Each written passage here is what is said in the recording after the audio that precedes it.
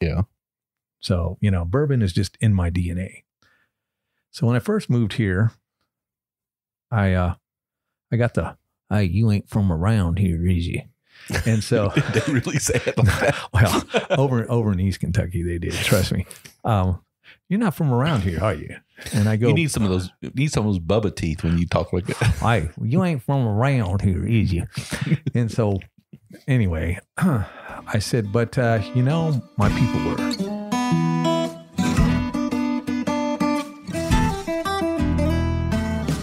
Welcome to another trip down the Bourbon Road with your hosts, Jim and Randy. So grab a glass of your favorite bourbon and kick back.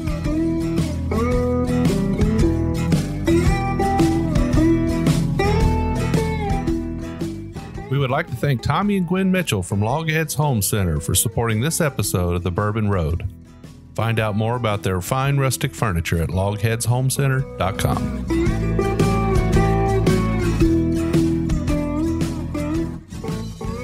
All right, welcome to another episode of the Bourbon Road. I'm Randy Minnick. And I'm Jim Shannon. And I don't know what episode this is. We've done 3 or 4 of these by now, and I'm having a good time doing this kind of stuff. Yeah, I think we've got 8 on the books as it is right now. We've got a couple recorded that we haven't released yet. Yeah, I'm having a great time. Oh yeah, this is fun stuff. And anyway, just a PSA service announcement here. On the way over here, saw an overturned vehicle. Hope the people are okay.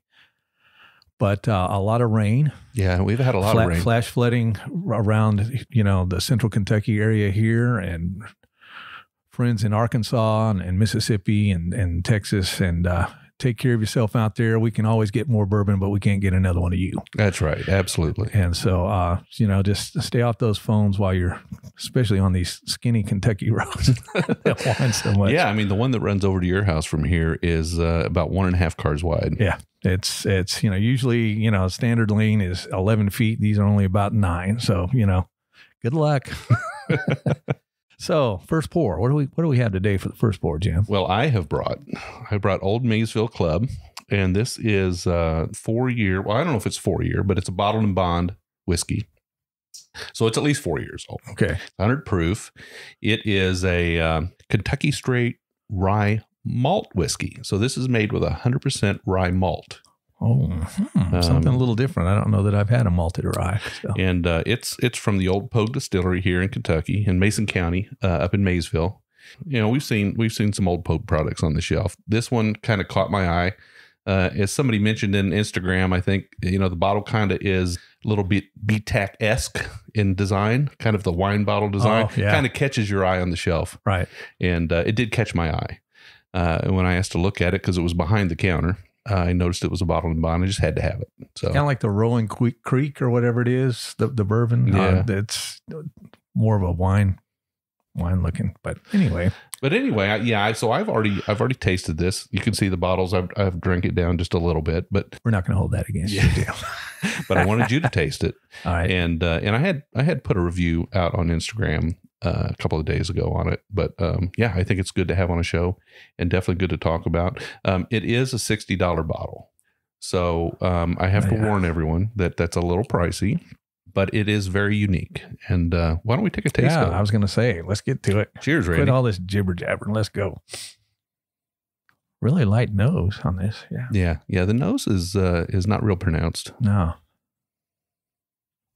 And I definitely get the rye on the nose, but it's different. There's a twist to it. Yeah. It's not like I know I'm fairly new to the ryes, but they still all have this predictable stuff you smell. This one's a little different. Yeah. This one's definitely a little different. Maybe that malted.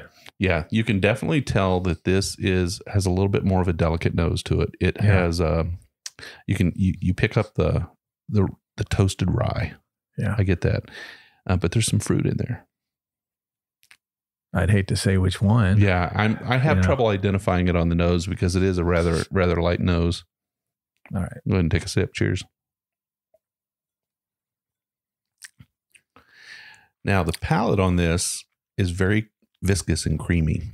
Mouthfeel's not my favorite word, but it definitely is a creamy viscous, like a liquid. little oil residue almost. Absolutely. And if you look at it on the glass, the legs on there are they hang around for a little bit. They do. Yeah, they do. It's a very light liquid. It's a light honey amber, not very dark. Nope. But it's, when you get it on the palate, you start to pick up what that fruit is. At least I do. Yeah. And what do you think? But for me, it's a little bit of peach. Okay, peach.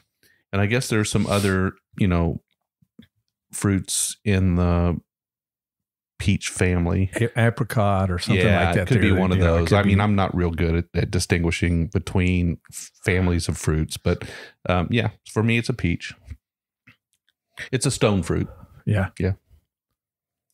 The finish on this is very lengthy.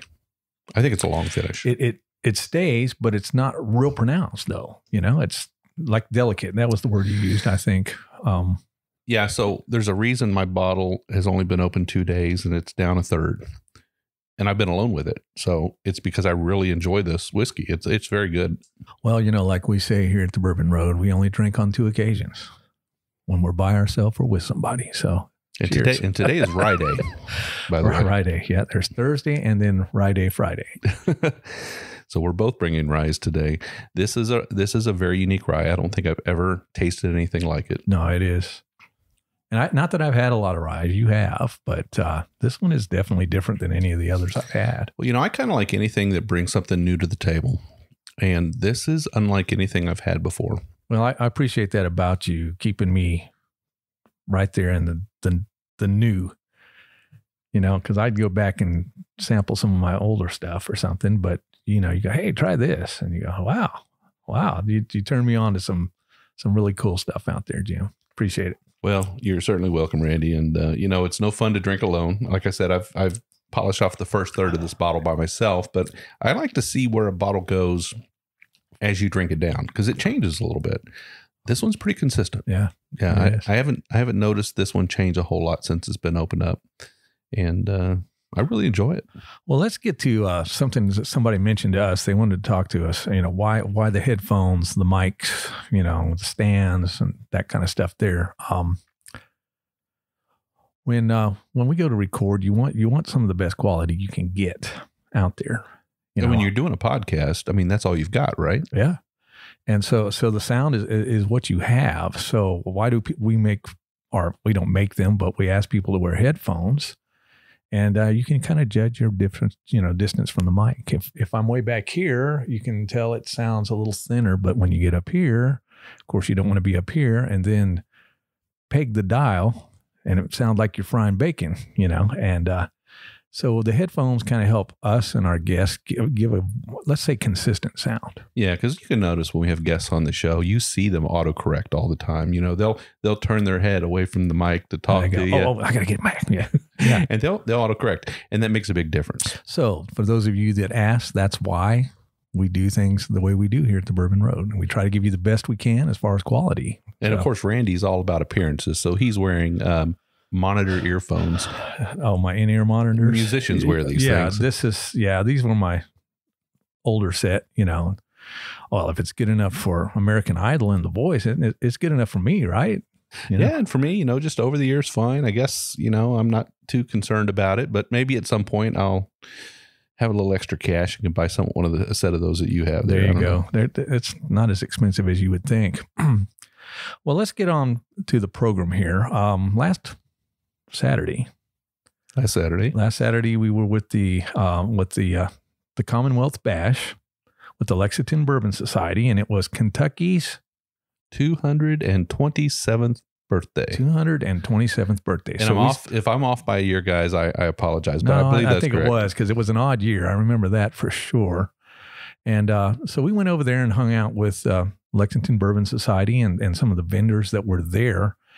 And like I had said on that particular episode, one of the things that I appreciate about the Lexington Bourbon Society as compared to maybe some others is they're all about giving back to the community. And so this bash, the money that they raised, I think it was near $12,000. And I'm sure it's still coming in. Yeah, I'm sure it is.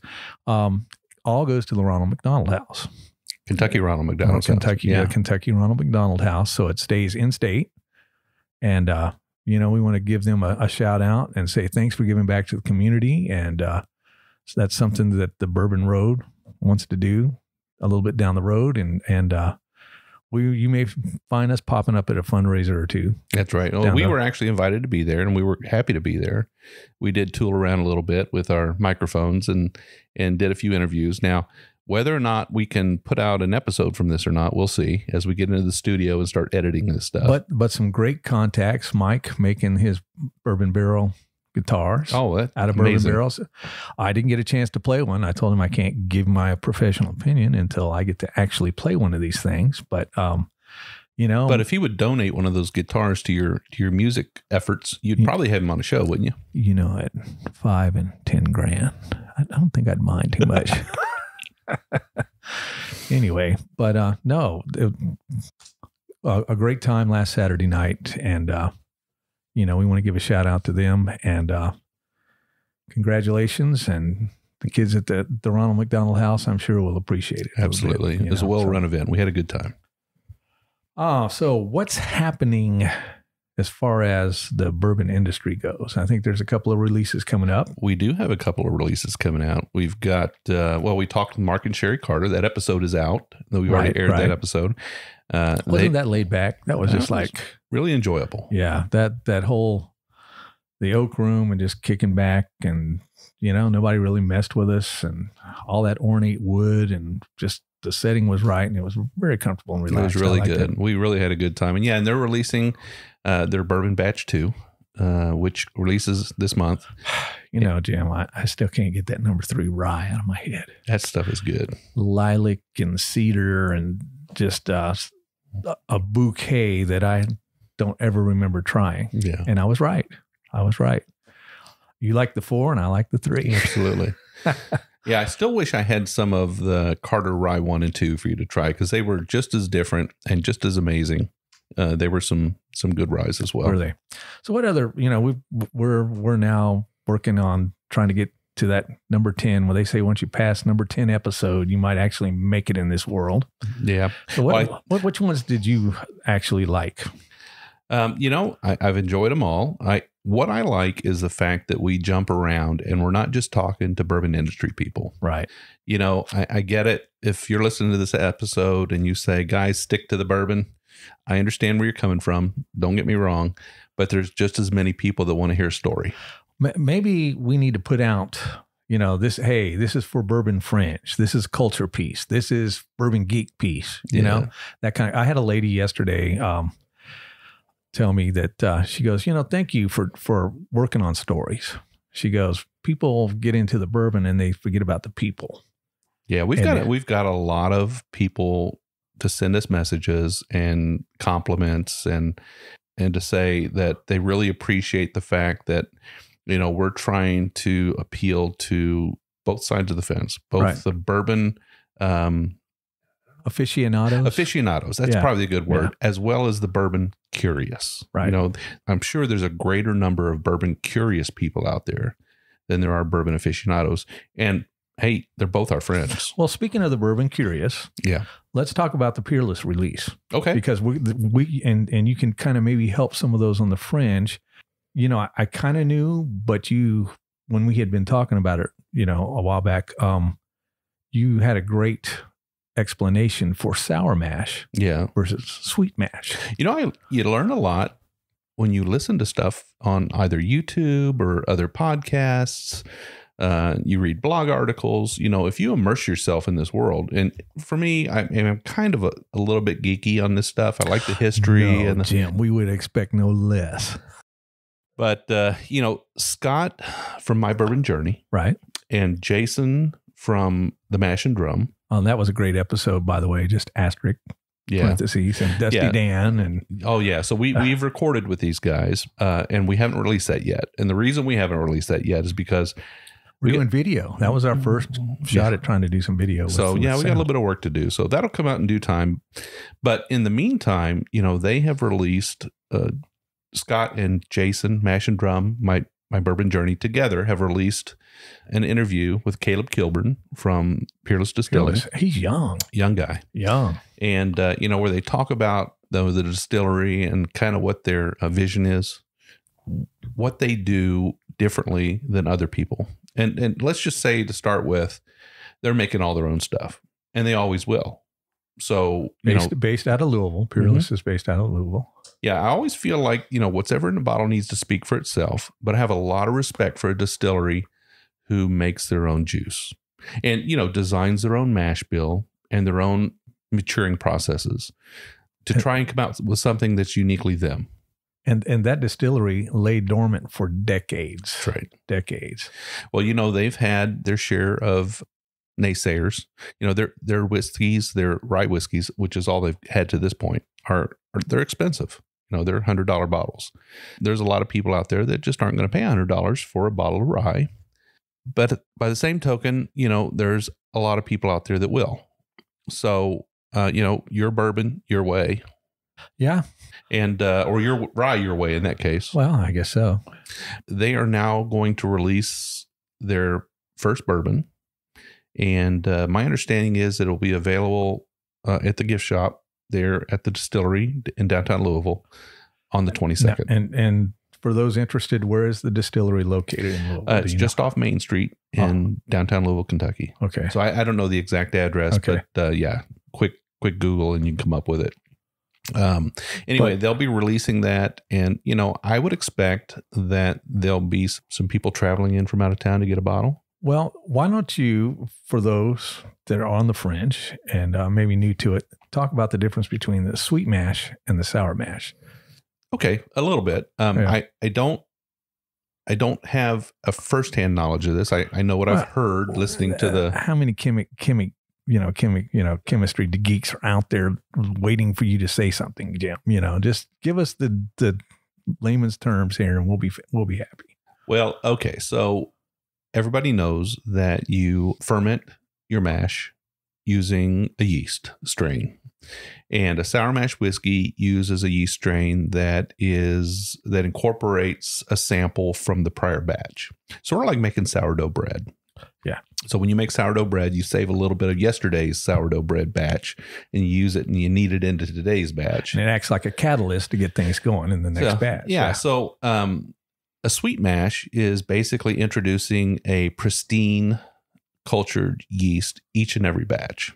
And not only that, the cleaning that has to take place on the equipment to rid the prior batch from the lines from the... Oh, so the cleaning process probably takes quite a bit of time and energy. So you could imagine that it's not the most inexpensive way to produce a whiskey because of all the effort that's involved. So thus the reason for a $100 bottle with a fairly new product. Well, that and the fact that craft distilleries tend to have to charge a little bit more because they don't make as much. Exactly. And they're not as widespread. But supply and demand. But a sour mash versus a sweet mash, when it's coming off the still, you've heard everybody talk about heads, hearts, and tails. So, you got to take that cut right out of the middle there somewhere. Right. That's the good stuff. That's the good stuff. My understanding, at least listening to Caleb, if I understood correctly, is that those cuts take place a little bit differently on a sour mash than they do on a sweet mash.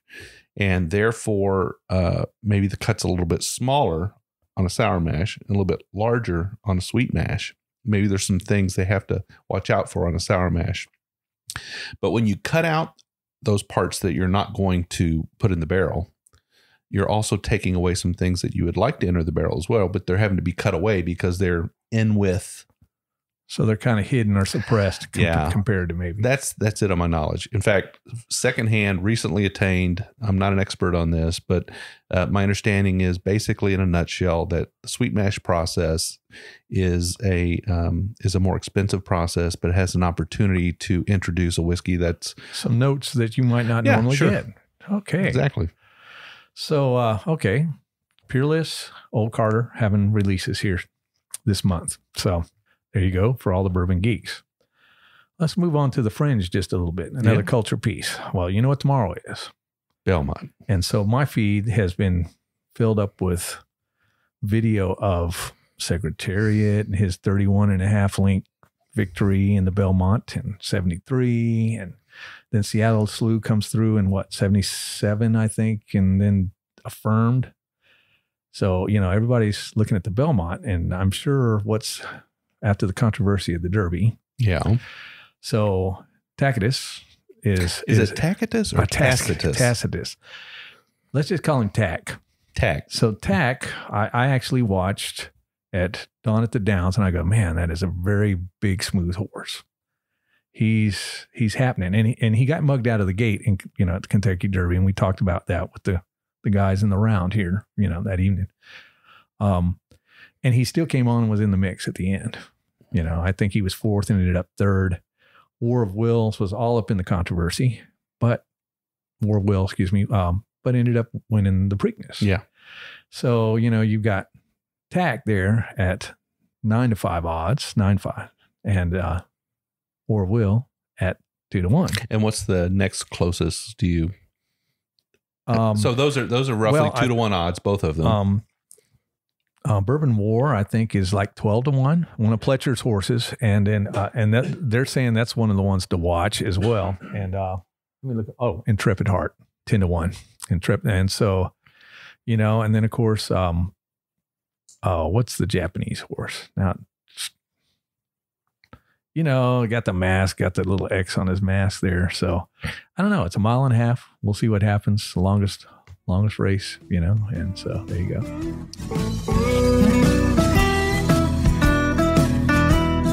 We would like to thank Tommy and Gwen Mitchell from Logheads Home Center for supporting this episode of the Bourbon Road. Logheads Home Center, nestled in the hills of Kentucky, is an industry leader in building handcrafted rustic furniture. Family owned and operated, they take pride in offering only the very best for their customers. The Logheads, and that's what they like to call themselves, are skilled woodcrafters who are passionate about creating rustic furniture for people who appreciate the beauty of natural wood.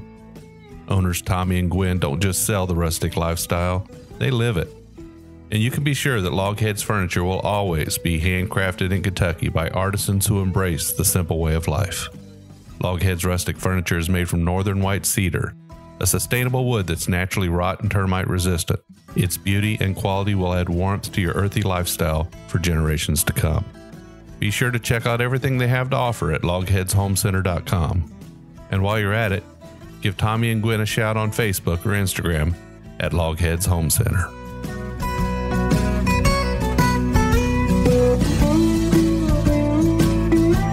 Well, I wanted to circle back around, Jim, to some of the shows we liked, what we've done so far, because we're kind of at a point where we take a look at what's happened so far and go, hey, well, let's do this, and try to get some things in there.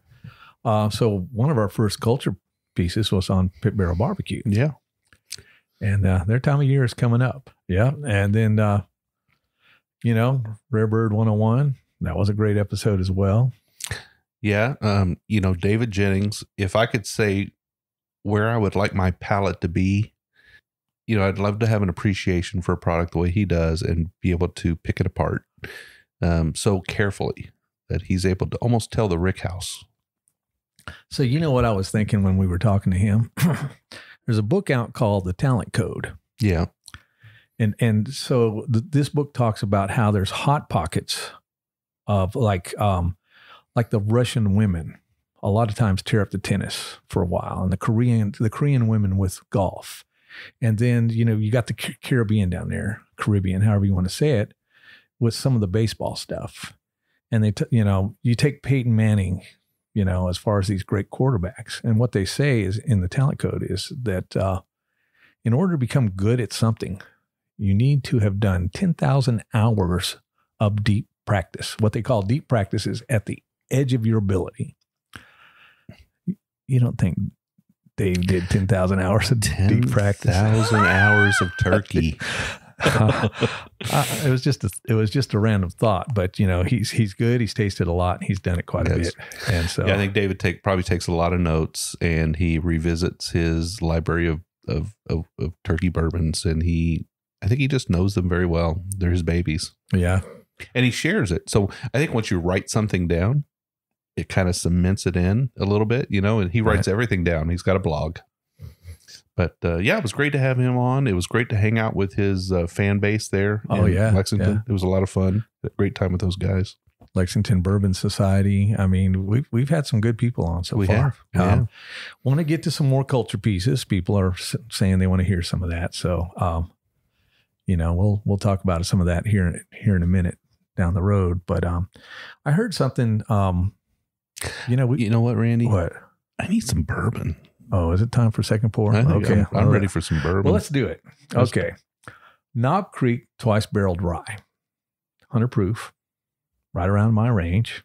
You know me. Yeah. And I kind of like stuff that's finished in another barrel, and as long as it's not a used barrel, if it's a new barrel, maybe you get a little something out of the wood. So I guess sometimes when you're using a used barrel, you're going to pick up whatever was in it before. Right. And not only that prior product would have taken some things out of the wood. Right. That are not going to be there. That won't be there. Right. So the reaction is different. Sure. But I'm okay. There's a big controversy out now about finished bourbons or they should be the bourbons or they're whiskeys, depending on whatever. But as long as it's a new barrel, I'm pretty good with it. And I think it adds a little twist to a really great product that's already there. So regardless of where you stand on that issue, it's not the fault of the liquid in the bottle, right? No, it's not. And there can be some great stuff. And we're about to see if this is some great stuff here. And what other double barreled products do you like? The first I was turned on to was Woodford Double Oaked. And I liked it because regular Woodford's okay to me. I don't have a problem with regular Woodford. And so, but the twist that came about with that extra year of aged in a new barrel, to me, just it gave it a little sweeter. Definitely a little sweeter on the finish to me. And I've been a fan ever since. Now that's the double oaked. Double oaked. Now what about the double double? Now the double double means that it's been aged in that second barrel a little bit longer. And we talked about that double double doesn't stay in stock much because it all of a sudden it's a little higher proof and brings out some really good notes in that that second barrel finish. But anyway, I kind of want to see what you think about this. Yeah, I'm looking forward to it. Now you can definitely, that's a Knob Creek rye. You get the citrus on it. So what citrus? A little bit orange. Cinnamon or clove, maybe. I'm getting a little more cinnamon. Peppery cinnamon. Yeah. Yeah. Something like that. And get a little bit of evergreen, conifer, cedar, maybe a little bit of cedar. I don't know if it's cedar. Some nut, maybe? No. As you mentioned it, maybe, but I didn't pick that up. Oh, but the nut's there on the palate. Yeah, no doubt about it. You can taste it. That is not as sweet as I thought it would be. Coming into in contact with a barrel twice, you'd think it'd pick up a little more sweetness. Well, the compared to the Woodford Double Oak, it's not quite as sweet, but still a very bold, pretty bold taste still. Yeah, the oak is definitely present there. I'm getting a lot of tannins though. In that mid palate, that mid palate, just before it rounds that corner, kind of like a really bold cab. See what I did there? That round that corner there. Yeah. I think the nut, and I'm not real good at picking out what nut, but you know what? Well, it's not pecan. I can tell you that much now. But maybe some people would get pecan. I don't know. What do you get? A peanut, but not. Okay. Hey, what's interesting about this one compared to the first one, this Knob Creek? It's not roasted peanut. No. Okay. No, definitely not. With this toasted malt, the little crackers that you get that have that are toasted malt, yeah, I could taste that a little bit in that. But when I get to this is more raw peanut, boiled peanuts as compared to a toasted. And sometimes and you're from Georgia. Oh boy, so, here we go. So when you get those boiled peanuts, sometimes you get them, they were a little green. Yeah. That's kind of what it's just a little green boiled peanut. Okay. Yeah. I could see that. Okay. Hey. Not much finish to speak of. No, not as much as I would expect from a regular, the Knob Creek bourbon anyway. I mean, it's a good rye. Yeah. But Rye Day Friday, ladies and gentlemen. There you go. I'm not sure I'll chase another bottle of this, but it's good. I'm enjoying it. I would finish the bottle. Oh, well, I finish every bottle. I don't think I've ever poured anything out. I don't know that I have either. There are some that may not have been my speed that I try to pawn off to my friends when they come over. But well, I don't give anyone bad whiskey. But is there such a thing? I don't know that I've ever had bad whiskey, but I've had some that I don't want to drink straight. Yeah, and we can make a cocktail with them. Right. So I get you. I get you there. So last time we talked, and I'll bring it up this way. I've been hearing a couple people talk about it's in my DNA. Yeah. So, bourbon is just in my DNA. So when I first moved here, I got hey, you ain't from around here, is you? And so did they really say it like that? Well, over in East Kentucky, they did. Trust me. You're not from around here, are you? And I go, you need some of those Bubba teeth when you talk like that. Hey, you ain't from around here, is you? And so anyway, I said, but my people were. And last episode that you and I had, I said I would tell the story. When it was just you and I. Just you and I. Got it. I said I would tell the story of this whole big circle back to Kentucky kind of thing. So if you head down I-65 South from Louisville, Kentucky, headed towards Bowling Green, you come across a town named Upton before you get to Mammoth Cave. I've seen it on the sign. Okay, Upton was my grandmother's maiden name. Okay, so that means, who knows, I might be related to Kate Upton. Ooh, wouldn't that be nice? Oh, there you go. There you go. So anyway, they were from Trigg County, Kentucky. So my grandmother and her people were from Trigg County, Kentucky. And she used to tell me a story when I was younger about my great-grandfather, her dad. He was a moonshiner. And when you talk to people about the moonshine business in Kentucky, in the western part, especially during Prohibition, a lot of runs to Chicago, evidently. My great-grandfather was a moonshiner in western Kentucky, probably was making runs to Chicago. And his brother, I want to say it's George. My great-grandfather's name was Fay H. Upton. And I think his brother was named George. I got to go back on the DNA thing and do a little research. So he was the sheriff of the town. So he didn't like the idea of his brother embarrassing him by not being able to get caught by the feds. So evidently him and the feds had been trying to do a sting, couldn't catch him. And one day they came a calling on a Sunday, and old great-grandpa Fay had thrown his half pint of moonshine in the potbelly stove, and it didn't dissipate before they got in there. Oh, yeah. So he got locked up for possession of an illegal substance over in Trigg County. Now, my great-grandmother, Queen Anne Cunningham. You've done a little research here. Just a little bit. She came in and she talked to her brother-in-law, and she said, look, Fay's been with the family for Sunday dinner for, decades. And so out of the goodness of his heart, I guess, Brother George I think it's George. We'll just call him Brother George. Brother George lets Brother Fay out to go have Sunday dinner with the family. Mm-hmm. And he, in turn, packs up the family and sends them to Florida. And you can't extradite over 2 state lines. It's not worth the trouble for possession. At that time, anyway. Yeah. Possession of an illegal substance. And so that is how my grandmother's people ended up in Florida.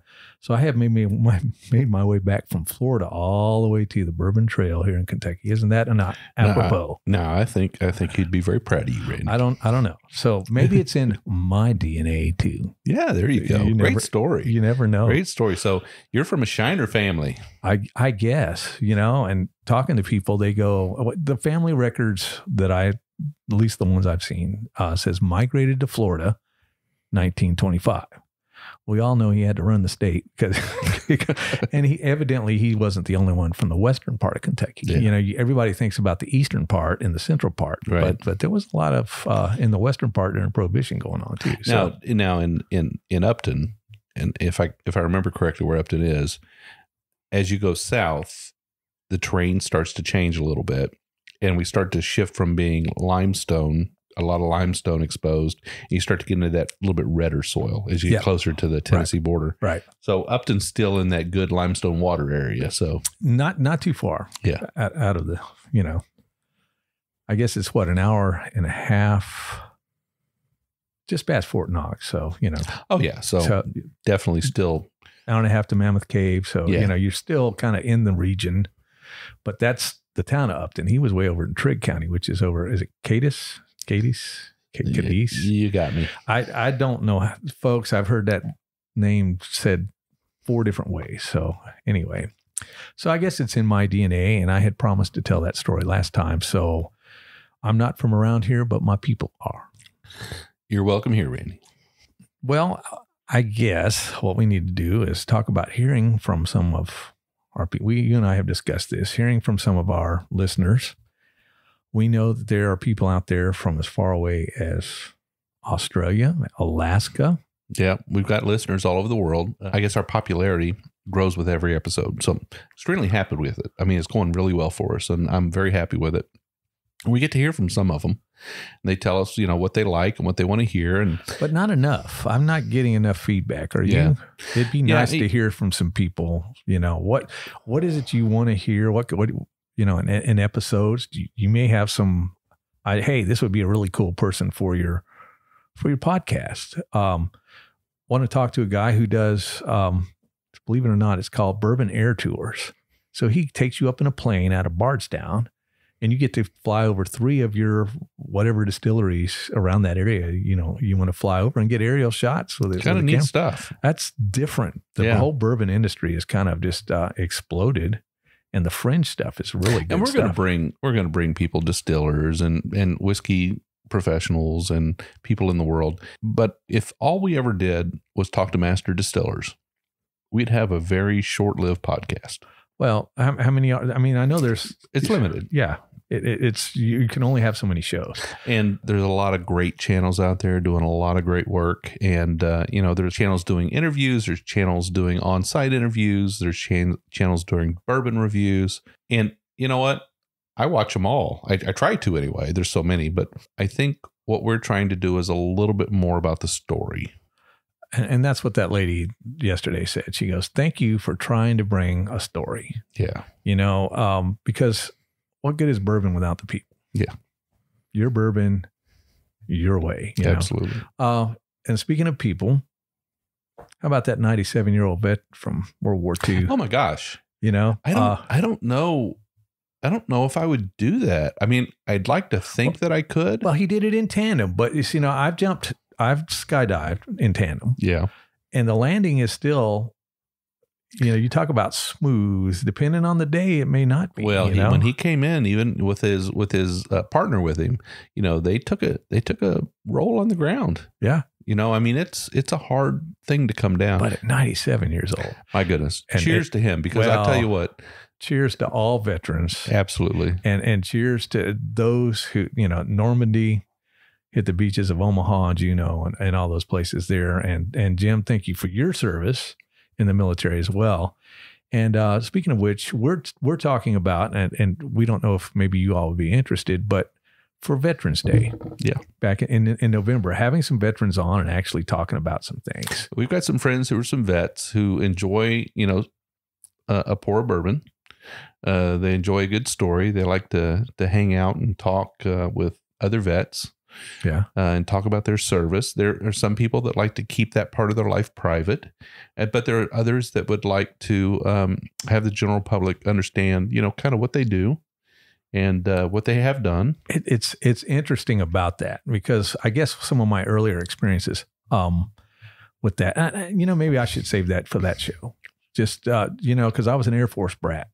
And so I'm around it, but I'm not in it, if that makes sense. And you get some fringe stories there. So, but anyway, thank you for your service. And because June 6th was the anniversary of D-Day and stuff. And so I just wanted to throw that in there real quick. But, absolutely. But as far as our listeners go, we'd love to hear from you. Absolutely. Australia, man, you drinking bourbon in Australia. What is that like? Tell us. Yeah, so we've got listeners, and I'll just name a few countries, but they're all over the world. But certainly, Sweden, India, Australia, India. Yeah, Get India. out of here. What are they drinking in India? Whiskey.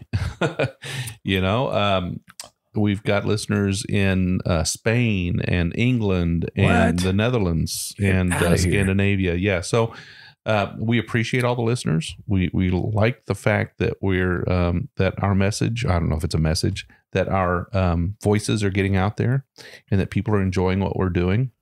Well, and obviously our biggest following is here in the United States, but not necessarily in Kentucky. Not necessarily in Kentucky. No. We do get some feedback on where our shows are being downloaded the most. Right. And I will say this, that, Kentucky, Ohio, Indiana, Colorado, Arizona, Texas, California, New York, these are the big ones. Oh, I didn't think we had that many people listening, Jim.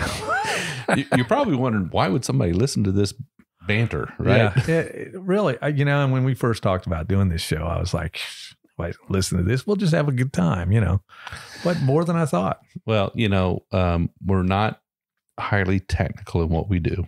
We're not putting out information that has to be paid close attention to. You wouldn't do research notes off of what we do. That's here. right. So easy listening. Yeah. Easy listening. Listen while you work, listen while you cut the grass, listen while you sweep the floors, listen while you, whatever you're doing. I cut grass 4.5 hours a week. Wow. Yeah. Especially during the season. I can tell you what, I can knock out some podcast episodes while I'm cutting grass. You can. I don't do bad where I'm at, actually. And you got me listening to more and more podcasts. Yeah, so I enjoy them. I do. So if you have something you want to hear about, suggestions for the show, feedback on the show. And you can reach out to us on any of the social media channels. Well, let's just say Facebook, Twitter, and Instagram. And on all three of those, we are at the Bourbon Road. Just all together, no spaces, no underscores, just at the Bourbon Road. Not the Bourbon Trail. At being the at symbol. Right. The Bourbon Road. Yep. And so email if you want to talk to Jim at the Bourbon Road, Randy at thebourbonroad.com. So, And we have a website, thebourbonroad.com. Right. And there's a contact form on there you can fill out. We love to hear from people. We do hear from people already. And it's all very positive, but we would also like to hear the negative, guys. Yeah, so if you want to say, hey, Randy, Jim, you guys are so full of it, your eyes are brown, go ahead, say that if that's what you feel like, Jim, I can't believe you said you got charred hot dog on that bourbon. Yeah. And peanuts, really? Why are you guys talking about peanuts? So whatever. But and Randy gets butterscotch on every bourbon. But you know why that is? Before we go, I've got to tell this story. Yeah. So I have musician friends, and one of them is playing with a group called Confederate Railroad. Mm-hmm. He wasn't a founding member, original member, but I played with him in a group, a country group years ago. And he's the one that actually would say, hey, and it was Crown Royal. He'd go, look, before we go out there to clear some things up, just take a shot of Crown. And then what you would do is after you took that shot of Crown, you probably had 15 minutes before you went on. He'd say, here. And I don't know what it was, and I want to talk to him. Maybe we should try to get him on the show at some point and go, why a butter rum lifesaver? There was some kind of glycerin or something about that butter rum lifesaver that soothed the throat. That a lot of musicians were using. And I hate butterscotch. I used to anyway. Yeah. I hate butterscotch. And that's where it amazes me how I get butterscotch so much. And it has to be because I had to suck on those butter rum lifesavers before going out there and trying to sing. So I just wanted you to know that. There's another story for you right there, folks. Right. Why is Randy all about the butterscotch? That's why you can pick up butterscotch from down the bar, right? Yeah, I guess. There you go. All right. Anyway. Well, this has been fun. Yeah, it's good. I think we should do this once in a while. Just on you occasion, and I. Yeah. It's a good chance for us to sit down and talk. And, maybe what we do is once every now and then we sit down and go over some listener questions, talk about, some of the things that people have brought up in communication with us, and talk about what we got coming up, some events we're going to be at, things we're going to be doing. I know we're going to be over at the Bourbon Brotherhood event over at the Old Stone Inn on the 26th. Okay. We were just at the Lexington Bourbon Society event, the Commonwealth Bash. We've got a number of things that we're going to do, and let everybody know what we're doing. We'd really like to get down to Nash Vegas sometime. Yeah. To do a couple interviews down there with some friends. Yeah. Hint. We do have some friends down there. And you know what? There's some places I'd like to visit and have a few pours too. There you go. Yeah. Sounds I'm interested good. in it. So I'm actually going to be going to the Southern Whiskey Society event on August the 3rd down in Franklin, Tennessee. Oh, okay. I know you can't make that one, Randy. You're going to be on vacation. Well, it's my mother's 80th. I think I better show up for that. You should probably do that. Well, Melody and I are going to go down to Franklin on August the 3rd. And we're going to hang out, with the guys from the podcast. And I think Perry will probably be down there as well from This Is My Bourbon podcast. And there'll be some other people there, and we'll have a good time. Sounds good. Yeah. Sounds good. Well, I'd love to hear from you. Your bourbon, your way. Cheers. Cheers.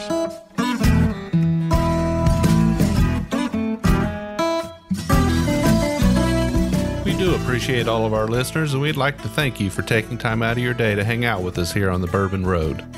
We hope you enjoyed today's show, and if so, we would appreciate if you'd subscribe and rate us a 5-star with a review on iTunes. Make sure you follow us on Facebook, Twitter, and Instagram at The Bourbon Road. That way you'll be kept in the loop on all the Bourbon Road happenings. You can also visit our website at thebourbonroad.com to read our blog, listen to the show, or reach out to us directly. We always welcome comments or suggestions, and if you have an idea for a particular guest or topic, be sure to let us know. And again, thanks for hanging out with us.